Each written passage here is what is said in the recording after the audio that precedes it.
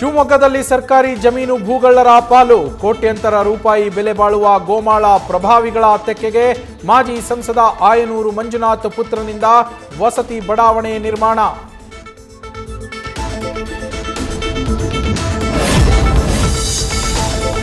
ಕೈನಲ್ಲಿ ಗನ್ ಹಿಡಿದು ಪೋಸ್, ಪತ್ನಿಗೆ ವರದಕ್ಷಿಣೆಗಾಗಿ ಕಿರುಕುಳ ಆರೋಪ. ಡಾಕ್ಟರ್ ಗಂಡನ ಟಾರ್ಚರ್ಗೆ ಬಲಿಯಾದಳ ಗೃಹಿಣಿ. ವಿಜಯಪುರದ ಗೌರಿ ಶಂಕರ ಬಡಾವಣೆಯ ರಾಜಶೇಖರ್ ಶಿರಶ್ಯಾಡ್ ವಿರುದ್ಧ ಆರೋಪ.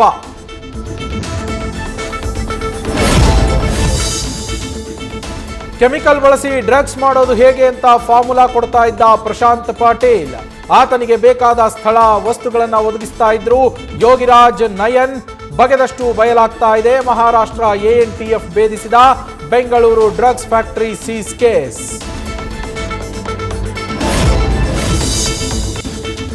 ಇದು ಹೊಸ ವರ್ಷಾಚರಣೆಯಲ್ಲ, ಡ್ರಗ್ಸ್ ಸೆಲೆಬ್ರೇಷನ್. ಸರ್ಕಾರಕ್ಕೆ ಮಾನ ಮರ್ಯಾದೆ ಇದೆಯಾ? ನಾಚಿಕೆ ಆಗಬೇಕು.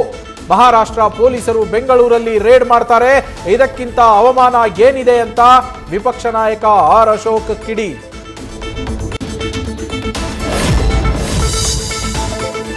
ಉಡುಪಿಯಲ್ಲೂ ಉತ್ತರ ಪ್ರದೇಶ ಮಾದರಿಯಲ್ಲೇ ಭೀಕರ ಆಕ್ಸಿಡೆಂಟ್. ಎದುರುಗಡೆಯಿಂದ ಬರ್ತಿದ್ದ ಕಾರಿಗೆ ಗುದ್ದಿ ಪಲ್ಟಿಯಾದ ಲಾರಿ.